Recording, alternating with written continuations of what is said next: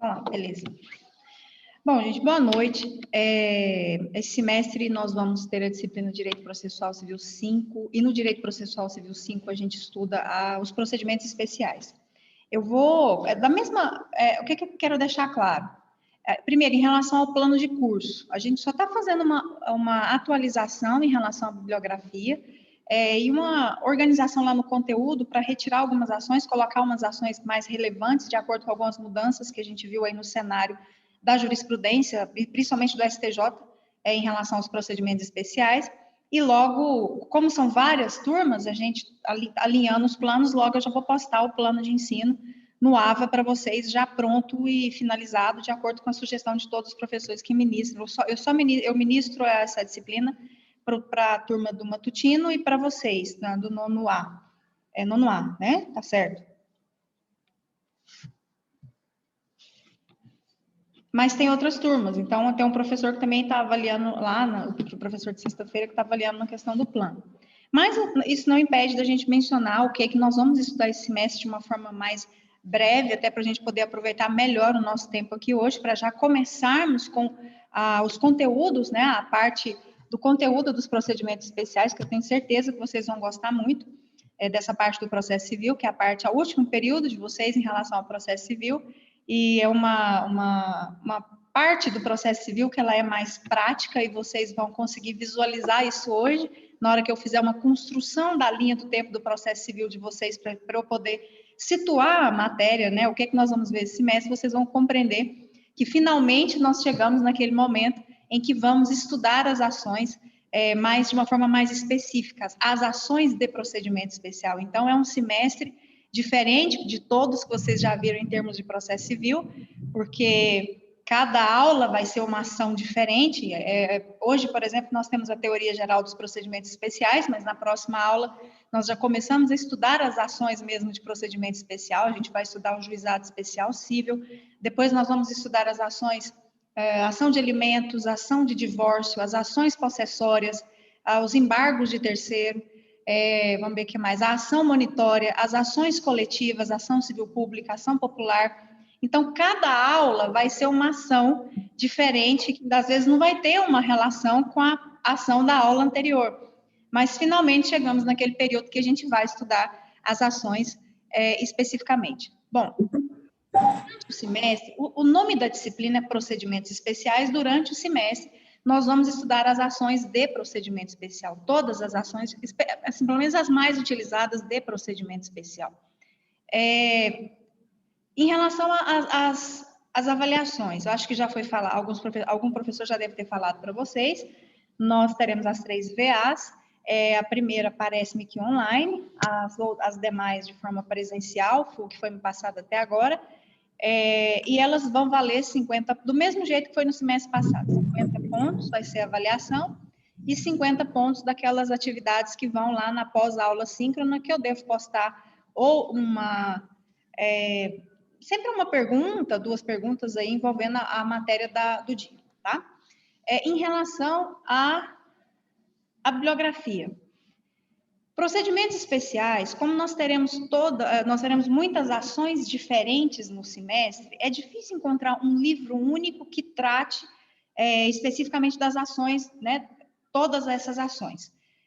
Mas vamos lá, da mesma forma que eu estava aqui com o pessoal de forma presencial, eu fiz a indicação dos livros que a gente utiliza e vai depender muito do tipo de leitura que vocês gostam. Então, eu vou fazer assim, algumas indicações. Por exemplo, para quem gosta de uma leitura mais prolixa, uma leitura mais complexa, uma pessoa que discorre sobre as teorias sobre o direito processual dentro desse conteúdo. Tem Humberto Teodoro Júnior, para quem gosta, né, da leitura dele, da teoria dele.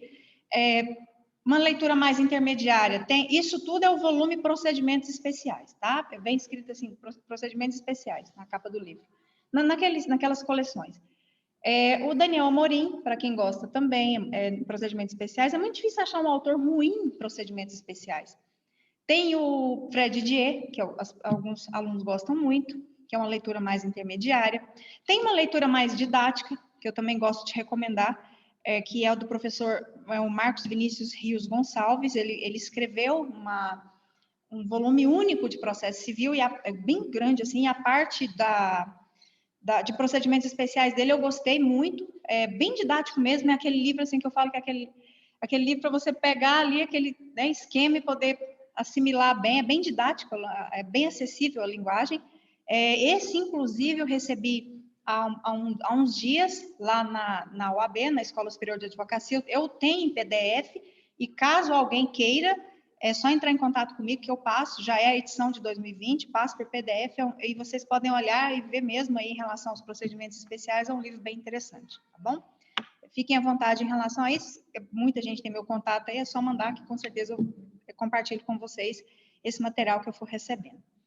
No mais, logo eu vou postar o plano de curso lá no AVA, para vocês terem acesso. Em relação ao AVA, eu sempre vou disponibilizar um material de apoio, até inclusive vou compartilhar ele aqui hoje na tela, e logo vou postar lá na primeira semana esse material de apoio. Em todas as aulas nós teremos um material de apoio para as aulas, vai estar dentro da pré-síncrona. Nós teremos aqui no caso, né, assim que aqui está sendo gravado, depois eu disponibilizo o link para quem quiser assistir de novo, ou para quem não assistiu, assistir essa aula. Então vai ficar lá em aula síncrona, e no pós-aula síncrona vai ter alguma pergunta, um caso, ou duas, ou dois casos no máximo aí em relação ao conteúdo, para ser aquelas avaliações, para compor a nota da avaliação dos 50 pontos que compõem a nota da VA, ok? Em relação a esses pontos, tem alguma dúvida?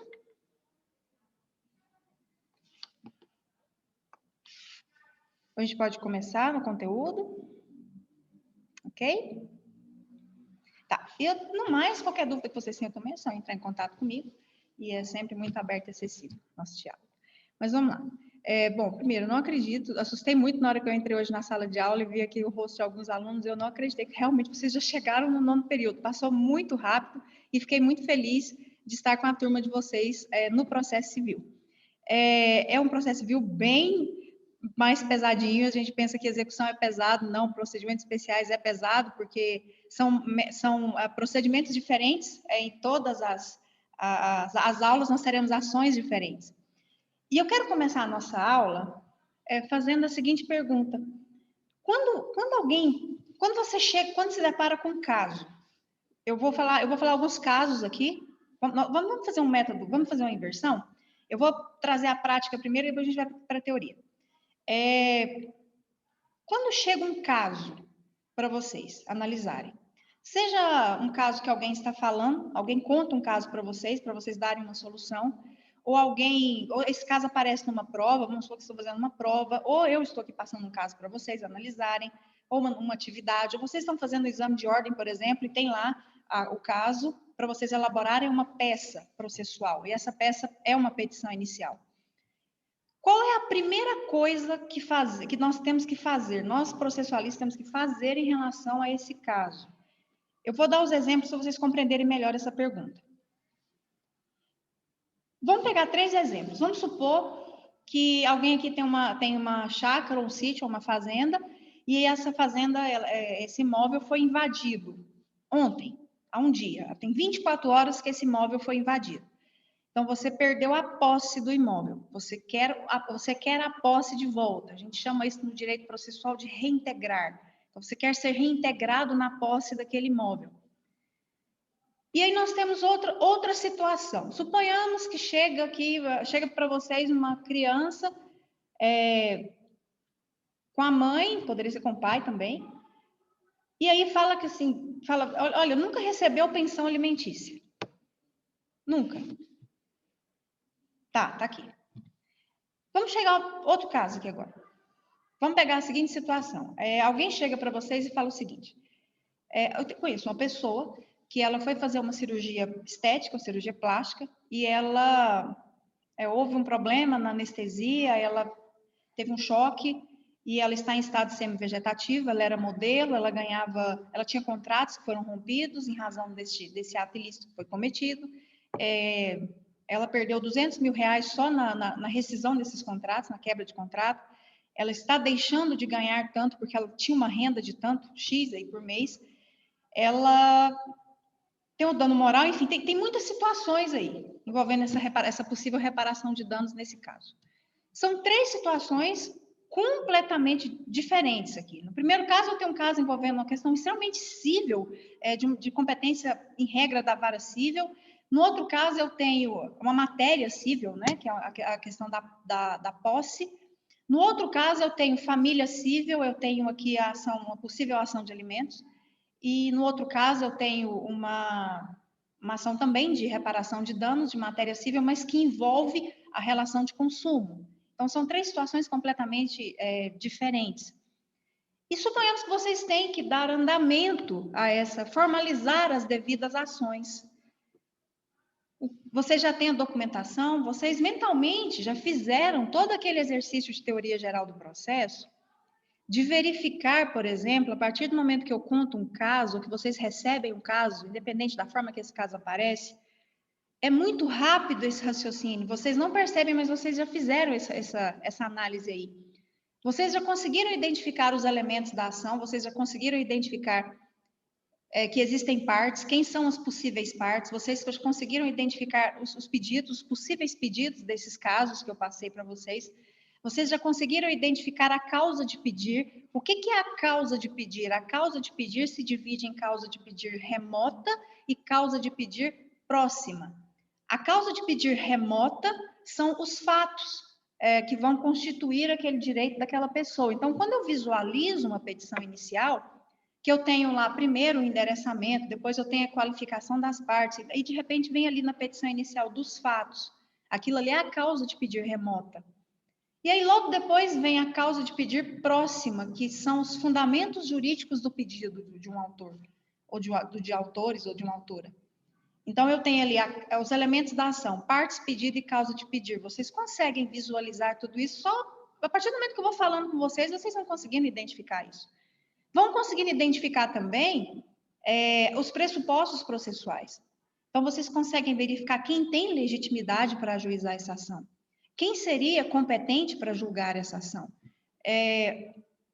Se as partes têm interesse de agir. E aqui eu até puxo uma lembrança lá do início do direito processual civil, de que o interesse de agir não é a mesma coisa que vontade de agir, até porque não tem como se extinguir o processo em razão da ausência de vontade de agir. Interesse de agir significa, na verdade, um trinômio, né? A necessidade, a utilidade e a efetividade do poder judiciário para a solução daquela questão. Se o poder, quando a gente quer verificar se a parte tem interesse ou não de agir, nós temos que nos fazer a seguinte pergunta: o poder judiciário é necessário nesse caso? Quando a resposta for não, o processo vai ser extinto por falta de interesse de agir. Outra pergunta que nós fazemos: a via escolhida é adequada para essa ação? Quando a resposta for não, o processo vai ser extinto por falta de interesse de agir. Vocês já estudaram um processo de execução. E aí, às vezes, você tem um título executivo extrajudicial e, ao invés de fazer o processo de execução, você opta por fazer uma ação monitória. E aí, o juiz recebe aquela ação e verifica a via é inadequada. A monitória é feita para títulos que não são exequíveis. E aqui tem um título exequível, que pode ser executado. Então, eu vou extinguir esse processo por falta de interesse de agir. Então, às vezes, a gente não tem que lembrar e ver que interesse de agir não é a mesma coisa que vontade de agir. Enfim. E tudo isso vocês fizeram, a partir do momento que eu contei os casos. Todos vocês conseguem visualizar que há necessidade de se pegar essa posse de volta, que é a reintegração de posse. Há necessidade de se pedir uma condenação em um pagamento de uma pensão alimentícia no segundo caso. Há necessidade de se ajuizar uma ação de reparação de danos, aí no caso seria uma indenização por danos materiais, em razão dos prejuízos que ela já sofreu e vai vir a sofrer, que são os lucros cessantes. O possível dano estético, que não se confunde com o dano material, o STJ já se posicionou sobre isso, e possíveis danos morais, que vocês vão definir valores aí para colocar na petição inicial de vocês. Tá. Passei os casos. Vocês já analisaram isso? Suponhamos que seja até prática e vocês estão já com os documentos prontos para formalizar uma ação. Qual que é a primeira coisa a ser feita? Alguém sabe? Estou com um caso, preciso formalizar uma ação. Qual que é a primeira coisa que nós temos que fazer? Ou coloca aí. Saber para quem que eu vou direcionar? Identificar a competência. A identificação da competência. Quem é o juízo e o local? A competência absoluta e a relativa. Faz parte da resposta. Na verdade, a resposta vai levar a essa conclusão aí. Vamos para o macro. Quem chuta, abre o microfone, digita no chat. Vocês acham que é fazer a petição inicial? Primeira coisa a ser feita é a petição inicial. Aos poucos vocês estão fazendo um AB. Aí tem lá um caso para vocês fazerem a peça. Aí tem toda uma narrativa lá, tá? Você aparece na condição de advogado, elabore a peça processual cabível, e é uma petição inicial. Qual a primeira coisa a ser feita? Vocês vão começar direto a petição inicial? Vocês bateram o olho lá na ação, vamos pegar uma ação que cai muito na OAB, embargos de terceiro. Embargos de terceiro é uma ação, nós vamos dar esse semestre, porque ela é de procedimento especial, é uma ação que um terceiro tenha o objetivo de tirar penhora de um bem que não deveria estar penhorado, por exemplo. Vocês já vão começar a montar a petição?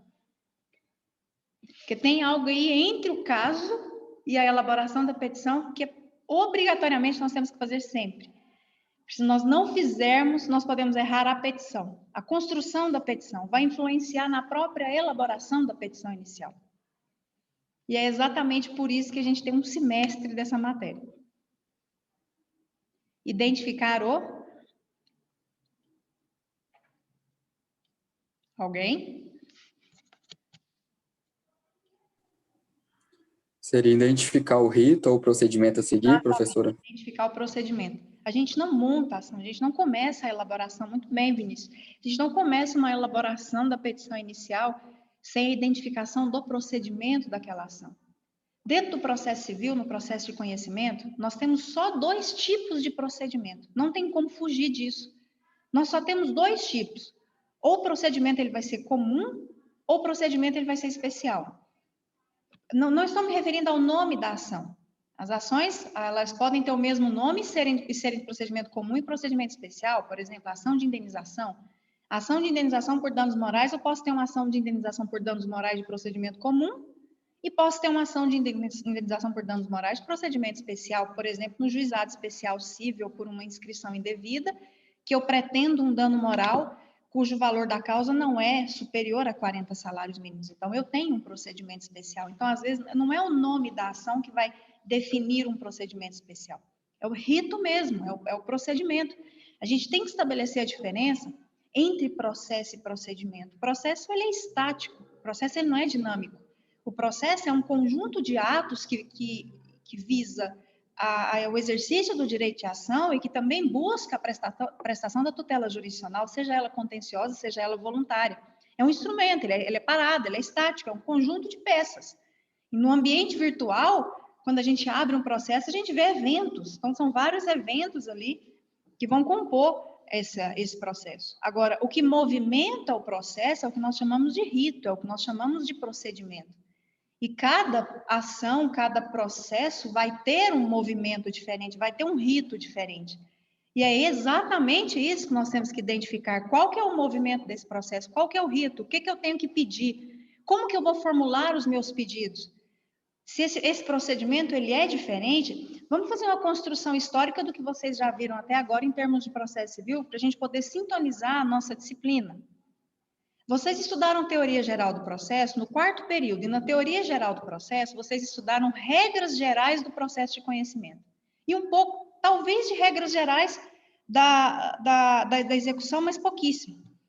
Então, vocês estudaram regras gerais da competência, regras gerais em relação ao que é a jurisdição, a teoria da ação, os tipos de processo. Quando vocês estudaram o processo civil 1, vocês estudaram as regras, mas aprofundaram mais nas regras do processo de conhecimento, no processo de conhecimento, e estudaram a competência geral, com as regras da competência específica, estudaram partes, pluralidade de partes, litisconsórcio, estudaram prazo, atos processuais, a formação, suspensão e extinção do processo. E aí vocês foram para um processo civil 2, em que vocês estudaram o procedimento comum inteiro. Como eu disse para vocês, só existem 2 tipos de procedimento no processo de conhecimento. Ou ele é comum ou ele é especial. E o procedimento comum é aquele previsto no Código de Processo Civil, lá do 319 seguintes. O Código não me diz que uma determinada ação ela é de procedimento comum. O Código me diz quando uma ação ela é de procedimento especial. E vocês estudaram no semestre o procedimento comum. Vocês começaram estudando petição inicial, passaram por despacho inicial, decisão inicial, passaram por audiência de mediação, aí passaram para saneamento do processo, provas, teoria das provas, os meios de prova, audiência de instrução e julgamento, sentença, coisa julgada. Isso aí foi o processo civil 2 de vocês. Aí vocês foram para o processo civil 3 e estudaram as possibilidades de reforma de decisão, estudaram recursos. E aí vocês estudaram a teoria geral dos recursos, estudaram os recursos em espécie, apelação, agravo, extraordinário, especial, ordinário, enfim. Os recursos, o sistema recursal. E aí vocês foram para o semestre passado, estudaram o processo civil 4. Foi quando vocês entraram na forma coercitiva do direito processual, que é a execução. Seja a execução por um título obtido extrajudicialmente, seja a execução obtida por um título judicial, que a gente chama de cumprimento de sentença, e estudaram também, além do processo, a processualística da execução, estudaram as execuções específicas, alimentos, fazenda pública, fiscal, que é uma matéria complicada. Mas até agora vocês não estudaram as ações específicas. Vocês estudaram regras gerais, estudaram execução, recurso, procedimento comum, mas vocês não estudaram as ações específicas de procedimento especial. E o nosso semestre exatamente é para estudar as ações específicas, porque existem ações que são mais especiais que as outras. Por que que algumas ações são mais especiais que as outras? Por que que a lei dá um procedimento diferenciado para essas ações? Por causa do direito material. O direito material, o direito civil que vai responder isso. É ele que vai dizer, para ações de alimentos, o procedimento deve ser diferente, porque se trata de alimentos. Para questões envolvendo posse, deve ser dado um tratamento diferente, porque a liminar possessória tem que ser menos burocrática do que a tutela de urgência do Código de Processo Civil. Aliás, por falar em tutela, depois nós temos que conversar para saber como que vocês estão em relação ao conteúdo de tutelas, as tutelas provisórias. Como assim, professora? Como que vocês estão? Tem um tempinho que vocês viram, e é um conteúdo extremamente importante para a gente compreender as ações. Se vocês sabem bem diferenciar as tutelas, por exemplo, uma tutela de evidência para tutela de urgência, é uma tutela de urgência antecipada da cautelar, o que é uma tutela de urgência antecedente, o que é uma tutela de urgência incidental, o que é uma tutela de urgência cautelar antecedente, cautelar incidental, antecipada antecedente, antecipada incidental. Porque, às vezes, em uma ação de procedimento especial, e eu exemplifico com o divórcio, a gente pode fazer os pedidos, por exemplo, de tutela de evidência para o divórcio, uma tutela de urgência antecipada para os alimentos, uma tutela de urgência cautelar porque um dos cônjuges está dilapidando o patrimônio e depois pode prejudicar a partilha dos bens. Isso tudo em uma única petição. É possível a gente fazer pedido de tutela de evidência, tutela de urgência antecipada incidental e tutela de urgência cautelar incidental, dentro de uma única petição. Jurisprudência recente do STJ e dos TJs, todos, têm concedido o divórcio liminarmente a título de tutela de evidência. O réu já é citado, já divorciado. Ele já recebe a intimação que ele está divorciado. Então, o direito ele tem mudado, os precedentes têm mudado, novas construções estão aparecendo. Então, e hoje o direito, a importância das tutelas é impressionante.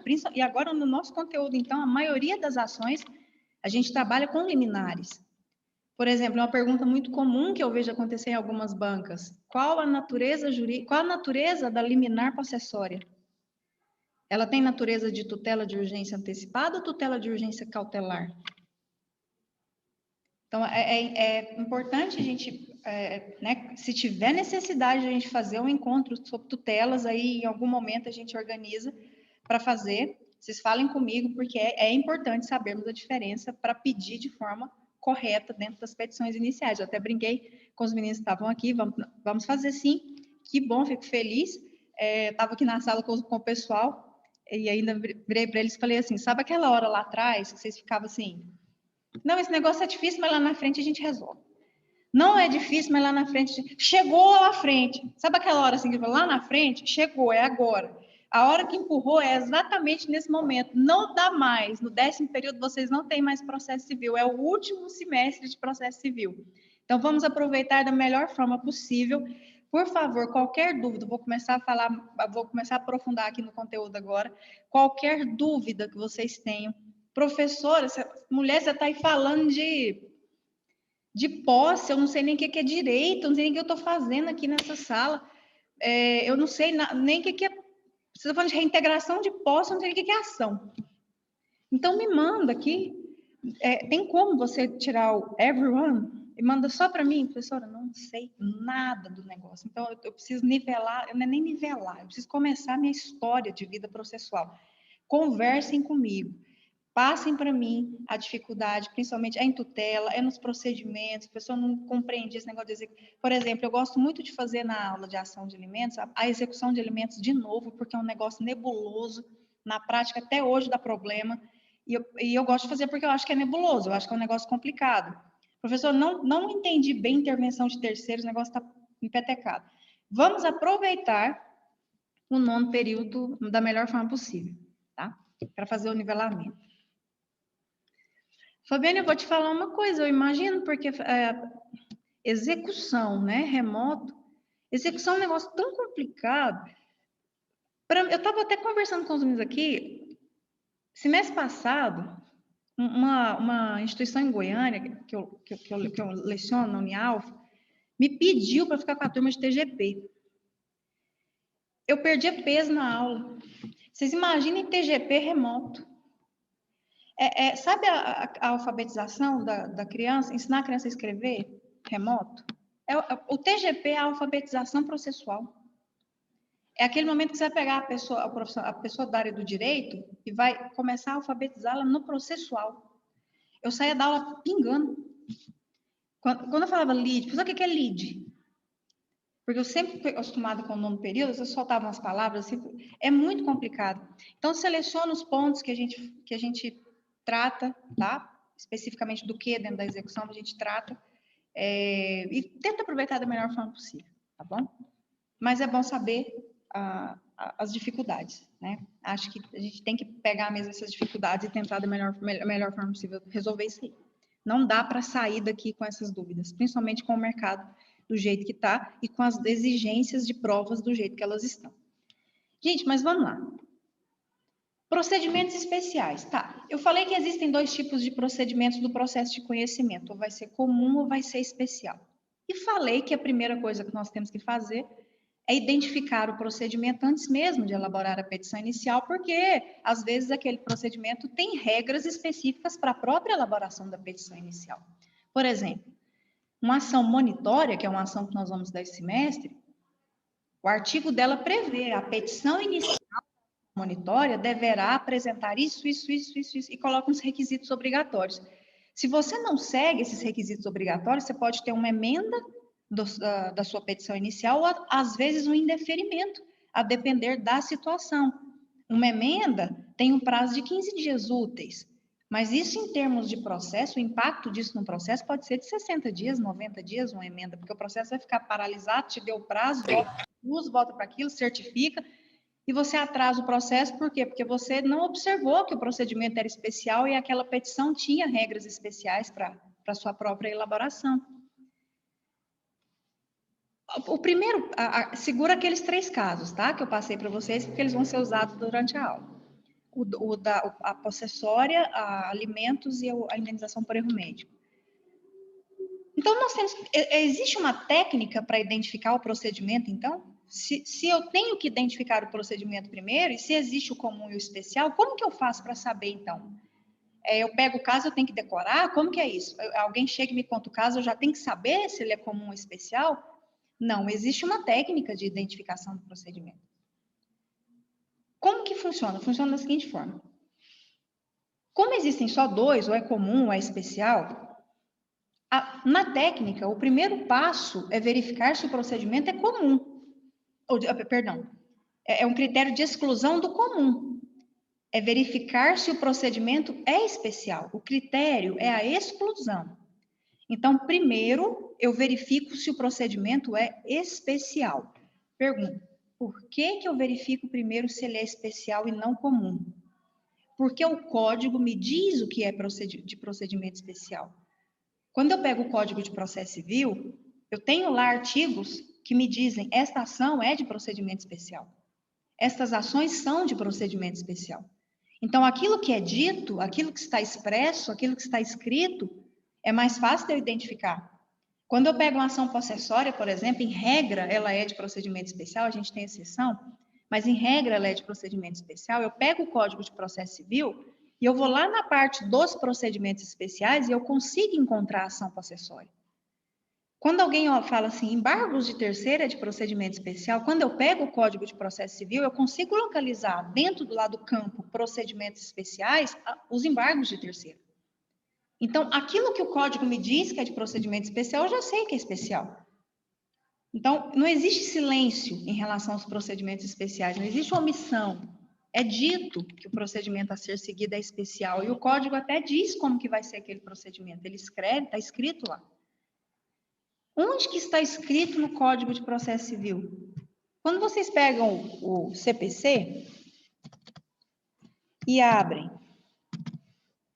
lá nesses artigos aí, do artigo 539 ao 770, quem tiver com o VADMEC, o Código de Processo Civil aberto, e for lá no 539, vocês vão encontrar lá dos procedimentos especiais. Todas as ações que estão dentro desse título aí dos procedimentos especiais, nesses artigos, são ações de procedimento especial. Então, eu tenho que seguir aquilo que esses artigos estão dizendo em relação ao que eu vou pedir, a como eu vou elaborar uma petição inicial, como que o processo vai ser conduzido. Ação de consignação em pagamento, a ação de exigir contas, a ação monitória, as ações possessórias, os embargos de terceiro, as ações de família, todas são ações de procedimento. O divórcio, todas são ações de procedimento especial. São ações que nós veremos esse semestre. Tá, Mari, são só essas as ações de procedimento especial? Não. Além destas ações previstas entre o 539 e o 770, nós também temos, em regra, as ações que estão previstas em leis especiais. Então, existem aquelas leis especiais, a gente também chama de leis extravagantes, que são aquelas leis fora do Código de Processo Civil.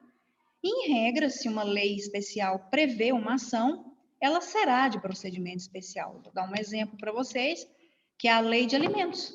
A ação de alimentos, ela é fundamentada não no Código de Processo Civil, mas ela é fundamentada na lei de alimentos. A gente vai ter uma aula de ação de alimentos, não se preocupem, a gente vai estudar essa lei. Mas, para quem tem curiosidade e quer ver a lei, essa aqui, ó. A ação de alimentos, ela tem uma lei específica, que é a Lei de Alimentos, é a Lei 5478 de 68, uma lei da década de 60, que é até anterior ao antigo Código de Processo Civil, foi recepcionada pela Constituição Federal e até hoje é uma ação, uma lei que é utilizada quando vamos fazer uma ação de alimentos. É a Lei de Alimentos, então é uma lei que está fora do Código e que traz uma ação de procedimento especial. Então, esse é o primeiro passo, verificar se o procedimento daquela ação específica que nós estamos trabalhando, ela é de procedimento especial. Então, o código vai me dizer, ou uma lei especial vai me dizer, se o procedimento dessa ação é especial. Tá, segundo passo. Não sendo a ação de procedimento especial, ela vai ser de procedimento comum.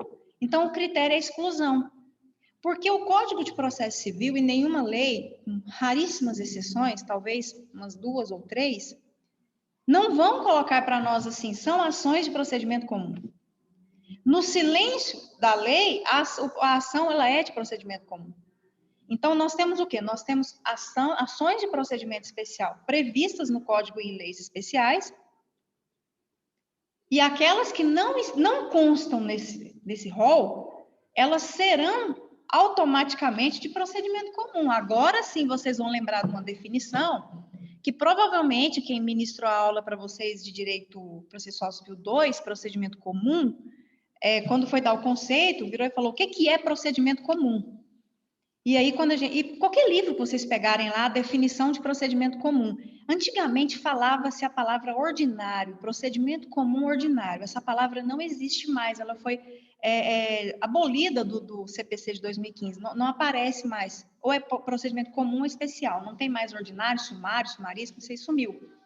É procedimento comum ou especial. Aquilo que não é especial é comum. É um critério de exclusão, é residual mesmo. É por isso que quando vocês vão estudar o Direito Processual Civil 2, vocês pegam lá o conceito de procedimento comum. Aí aparece assim, é o procedimento subsidiário, é um tipo de procedimento do processo civil, subsidiário e residual. Aparece essa palavra residual nas definições. Qualquer livro de processo civil, vocês vão achar essa palavra para definição de procedimento comum. E aí, às vezes, a gente fica sem entender o que é esse residual. E aí a gente observa agora e consegue compreender agora. Porque, observem bem, a gente está aqui diante de situações práticas. A primeira coisa que temos que fazer é identificar o procedimento, se é especial ou comum. Aquilo que não é especial vai ser comum. Residual é o quê? Residual é o resíduo, é o resto, é o que sobra. É aquilo que sobra mesmo. Aquilo que não é especial vai ser de procedimento comum. Lá atrás vocês já tinham visto isso. Talvez não tenha feito sentido, porque vocês não tinham estudado ainda os procedimentos especiais, por isso que o procedimento comum tem essa natureza residual, porque é aquilo que não é procedimento especial, o que sobra é de procedimento comum. Então, identificado se o caso é de procedimento especial ou de procedimento comum, agora sim vocês podem passar para a elaboração da petição inicial, de acordo com aquelas regras que o código ou a lei traz em relação à própria elaboração da petição inicial. Como pedir, o que pedir, se eu tenho que colocar um requisito diferente aqui do procedimento comum, as ações possessórias, por exemplo, são de procedimento especial, em regra, se for de posse nova, posse velha é de procedimento comum, mas não se preocupe que a gente vai ter uma aula de possessória para falar melhor disso. Mas está lá na parte dos procedimentos especiais, a petição inicial da ação possessória deve apresentar o tempo de posse que o possuidor tinha, a data que aconteceu o esbulho, turbação ou ameaça, a violação da posse. Tem requisitos obrigatórios, se a gente não coloca, isso pode dar um emendo, pode dar um indeferimento.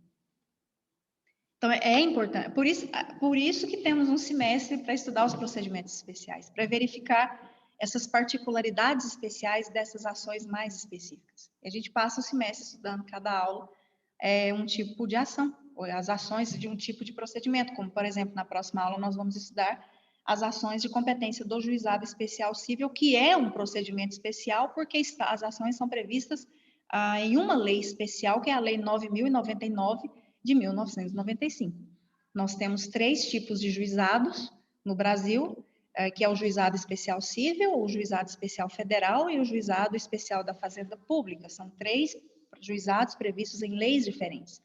O JEC da Lei 9.099, o JEF da Lei 10.259 e o Juizado Especial da Fazenda Pública da Lei 12.153 de 2009. São procedimentos completamente diferentes em razão do valor, que é um valor baixo, considerado de pequena causa, e em razão da complexidade da matéria, porque matérias de alta complexidade não podem ir para o juizado.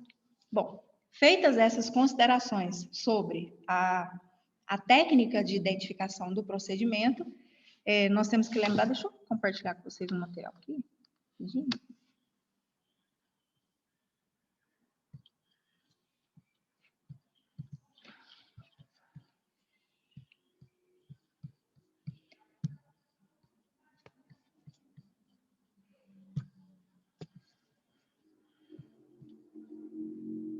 Aqui, nós fizemos como que se identifica os procedimentos no direito processual civil, aqui, tanto no Código de Processo Civil como em leis especiais. Agora, vamos esquecer um pouco esse procedimento comum e vamos só focar nos procedimentos especiais. Existem procedimentos especiais de jurisdição contenciosa e existem procedimentos especiais de jurisdição voluntária. A jurisdição voluntária é aquilo que vocês aprenderam mesmo lá na teoria geral do processo. A jurisdição voluntária não tem partes, tem interessados, não tem lide, não tem litígio, tem interesse. E as pessoas ajuizam uma ação porque querem a homologação judicial do seu interesse. Na jurisdição contenciosa, eu tenho litígio, eu tenho lide, eu tenho pretensão resistida, eu tenho partes, eu tenho requerente e requerido, ou requerida, eu tenho autor e réu, ou autora e réu, autora e réu, enfim. Na justiça do trabalho, eu tenho reclamante e reclamado, às vezes no juizado, reclamante e reclamado, é um contra o outro. Eu tenho lide, eu tenho litígio, eu tenho sentença condenatória, eu tenho sentença declaratória, eu tenho sentença constitutiva, ou sentença desconstitutiva, vai depender do tipo de ação que a gente está trabalhando. Exemplos de procedimentos especiais de jurisdição voluntária e contenciosa, o divórcio consensual.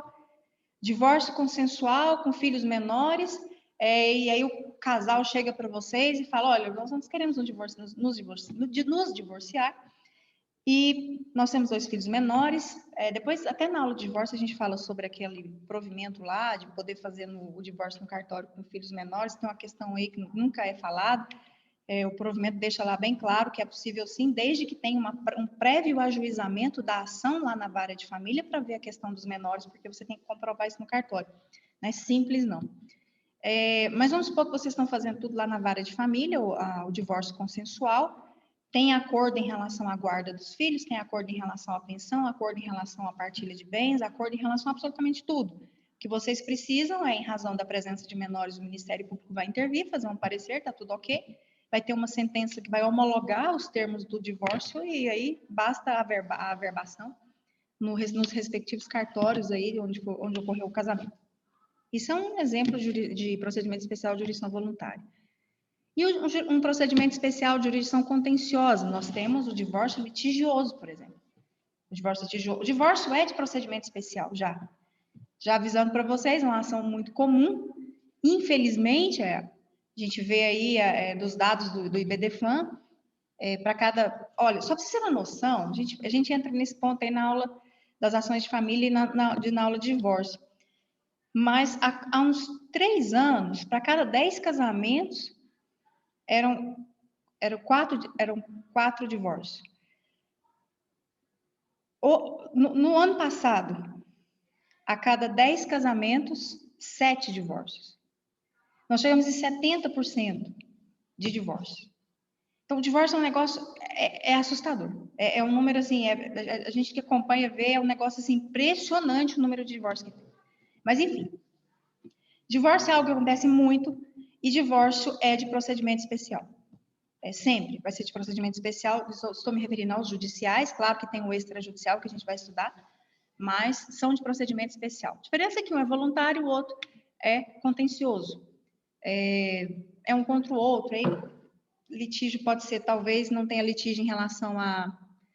Geralmente o litígio, ele não gira em torno do eu não vou dar o divórcio. Essa frase, eu não vou dar o divórcio, hoje ela está totalmente em desuso, até porque hoje as liminares estão concedendo divórcio antes mesmo da pessoa ser citada, a título de tutela de evidência. Isso vem acontecendo de uns 8 meses para cá, uma chuva de tutelas de evidência, concedendo os divórcios já no início do processo. Então, o réu, num divórcio litigioso, ele recebe a citação e já recebe a intimação que ele está divorciado. Então, não está dando mais para alegar isso aí. Mas é isso, tá? Esses são os exemplos, para vocês poderem compreender. Ações excluídas e ações incluídas no novo CPC, no CPC de 2015. Isso é um tópico bem interessante, porque o que acontece? Esse material eu vou compartilhar no AVA, vou deixar disponível no AVA para vocês, até porque na próxima aula a gente vai entrar em juizado especial civil, e já vai estar disponível lá para a gente poder analisar, tá? Vou parar de compartilhar e voltar a tela aqui. Ações incluídas e excluídas do CPC de 2015. O que acontece? O código anterior, o Código de 1973, ele sempre teve os procedimentos especiais. O CPC de 2015 também veio com um rol de procedimentos especiais. Até coloquei os artigos aqui para vocês. Algumas ações foram retiradas, outras ações foram incluídas. Foi isso que aconteceu. Então, algumas ações foram retiradas como sendo de procedimento especial e outras ações foram incluídas como sendo de procedimento especial. Então, vamos exemplificar, porque é algo que sempre aparece, algumas provas sempre aparecem na vida profissional de vocês, e às vezes a gente fica meio perdido em razão de sentir que a ação parece ainda ser de procedimento especial. Exemplo, uso capião. Ação de uso capião, uma ação muito trabalhada, muito estudada, muito frequente dentro do direito processual civil, sempre esteve presente dentro do Código de Processo Civil, nas ações de procedimento especial, sempre soubemos que a uso capião era uma ação de procedimento especial. Vem um CPC de 2015, a gente faz a leitura dele e não encontra mais a ação de uso capião. A gente não consegue mais achar no código a ação de uso capião. Muita gente falava assim, Mari, o que aconteceu com o uso capião? Nós vamos deixar de fazer a ação de uso capião? Eu falei, não. O que acontece quando uma ação não deixa de ser de procedimento especial? Ela passa a ser de procedimento comum. É aquela regra que a gente estudou na técnica de identificação do procedimento. Aquilo que não é especial vai ser de procedimento comum. Então, a ação de uso capião continua existindo, só que ela passou a ser uma ação de procedimento comum. Eu vou utilizar as regras previstas no procedimento comum do CPC, não tem mais aquelas regras especiais. Um exemplo que a gente via muito, a ação de uso capião era antigamente obrigatória a intervenção do Ministério, era obrigatória a intervenção do Ministério Público, esse artigo sumiu, porque ela deixou de ser procedimento especial e umas regras aí acabaram desaparecendo do Código de Processo Civil. Então, até na época, os promotores ficaram assim, gente, a gente tem que manifestar ou não tem que manifestar? E aí pararam de enviar, porque não era mais, a não ser que seja caso de conflito agrário, a não ser que seja caso de intervenção do Ministério Público, tem interesse de menor envolvido, mas todas as ações de uso capião iam para o Ministério Público. E agora nem todas vão mais para o Ministério Público, porque agora ela passou a ser uma ação de procedimento comum, e aquele artigo que previa isso acabou desaparecendo do Código de Processo Civil de 2015.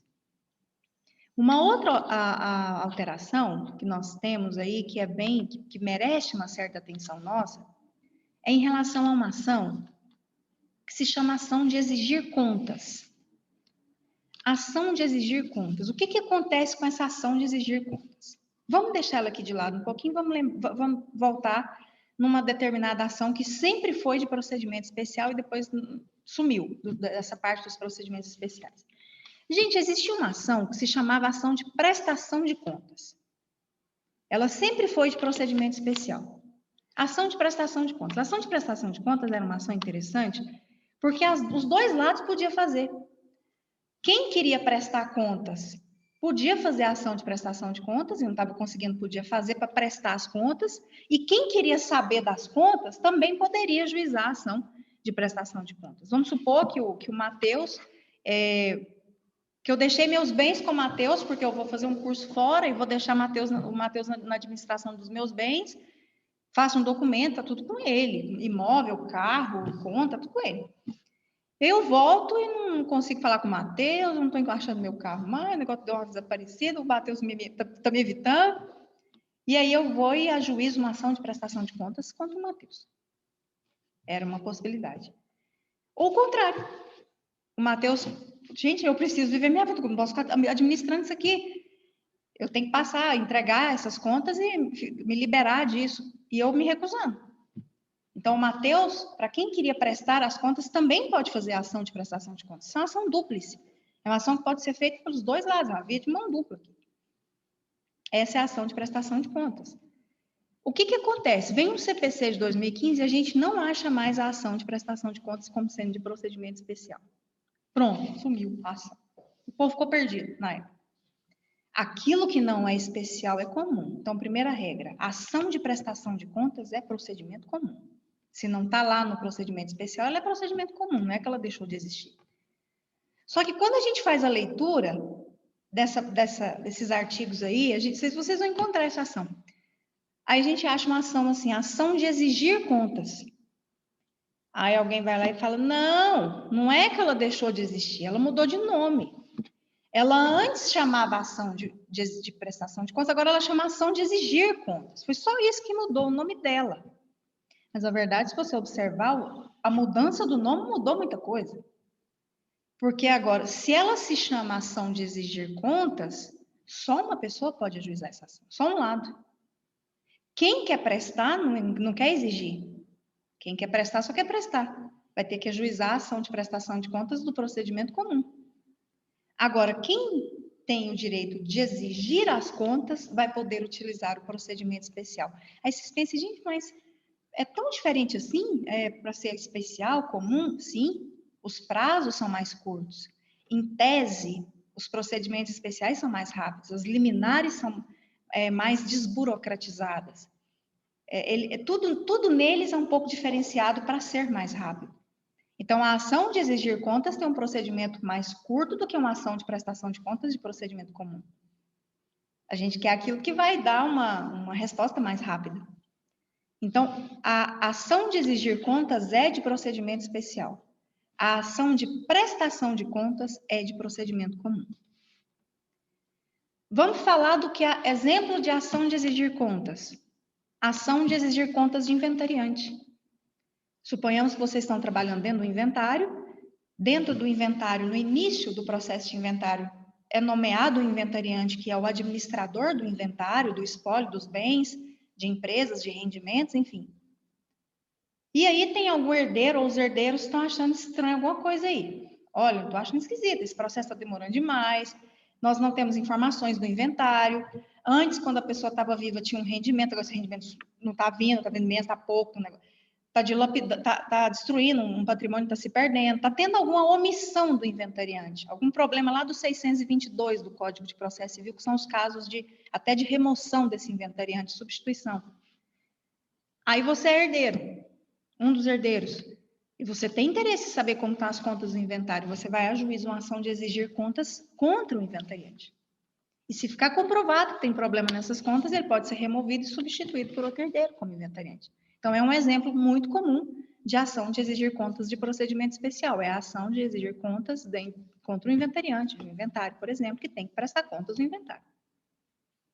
Agora, exemplo de ação de prestação de contas. Vou pegar um exemplo para vocês do que há de mais recente da jurisprudência do STJ, que vocês podem ser cobrados, sim, porque é um recente entendimento, uma mudança de jurisprudência do STJ, que não tem nem 6, 7 meses essa mudança. Recente, a gente fala assim, considerando as mudanças, né, que vem acontecendo, é o que há de mais recente em termos de ação de prestação de contas.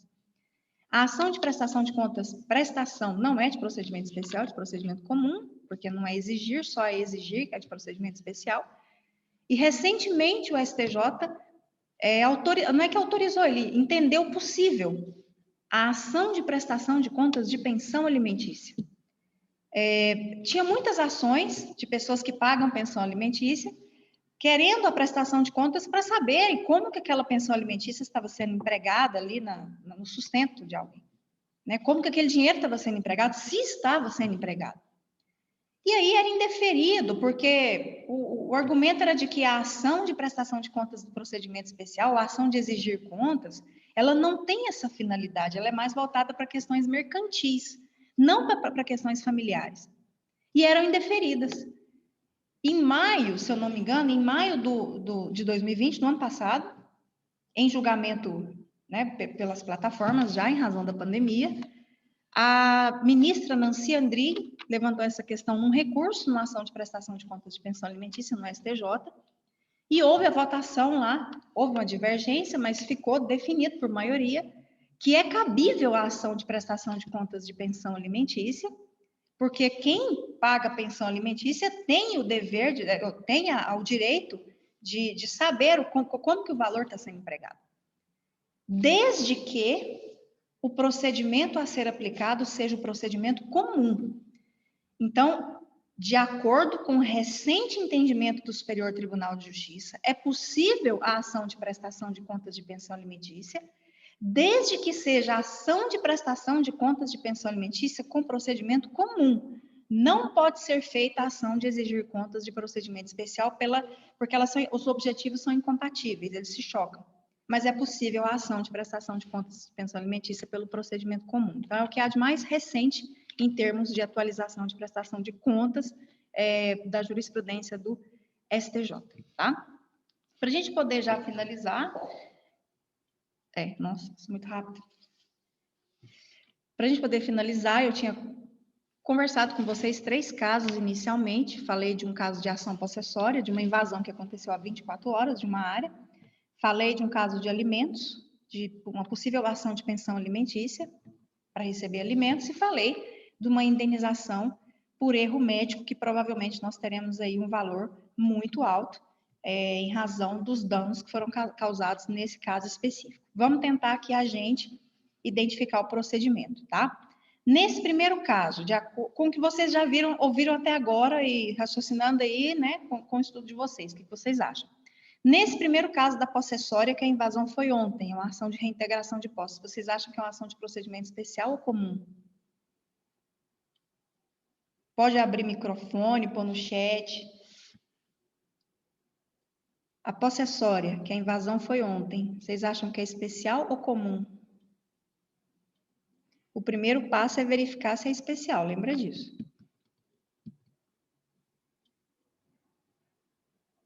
Chuta, povo. Professor, eu acho que é especial. É especial, Gabriel.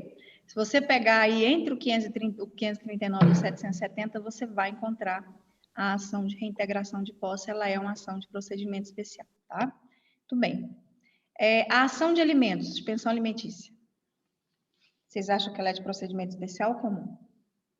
Eu já dei umas dicas aí na aula, povo. Eu acho que também é especial. Também é de procedimento especial. A ação de alimentos também ela é de procedimento especial. E a ação de indenização por erro médico? Um valor da causa assim, de R$500 mil.